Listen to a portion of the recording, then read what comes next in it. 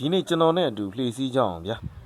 အညာသားတယောက်အတွက်ကဘာပေါ်မှာကြောက်ဆုံးရနှစ်ခုရှိပါတယ်တစ်ခုကမွေဝေးနောက်တစ်ခုကမြင့်ရည်ပါပဲ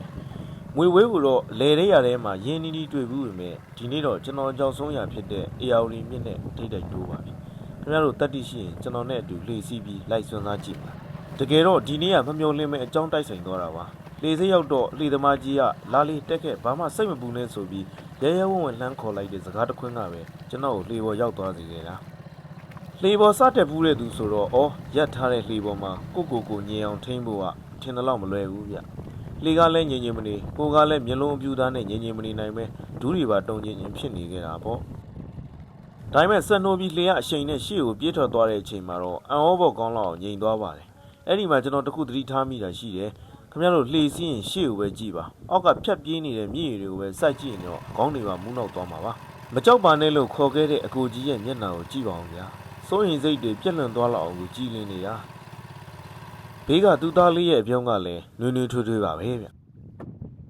ကြည့်ပါဦးမြစ်ပြင်ကျဲကြီးမှာကြီးပြင်းလာတဲ့သူတွေပြီးလှေကိုဘလောက်ကျွမ်းကျင်ကြလဲဆိုရင်လှေပေါ်ပေါ်ကိုခြေထောက်နဲ့အလွေကြီးထောက်ထားနိုင်တာဗျ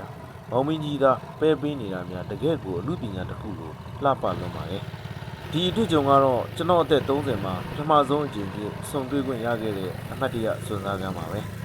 အခုလိုဆင်ပြေပြေအန်ရကင်းကင်းနဲ့အေယာဝတီမြစ်ကြီးကိုဖြတ်တန်းပြီးလှည့်စည်းနိုင်ခဲ့လို့တကယ်ကိုကျဉ်း납ပီတိဖြစ်မိပါတယ်အခုဗီဒီယိုကြည့်နေတဲ့ခင်ဗျားတို့ဘဝရဲ့ပထမဆုံးစွန့်စားကမ်းအတွေ့အကြုံတွေဘာတွေဖြစ်မလဲကွန်မန့်မှာပြောပြခဲ့ကြပါဦးကျွန်တော်တို့လှေစစီးမဲ့သူတယောက်အတွက်လှေစည်းရဲ့အခါဆောင်ရန်ရှောင်းလေးတွေရှိရင်လည်းပညာဒါနအနေနဲ့မျှဝေပေးခဲ့ကြပါအောင်နော်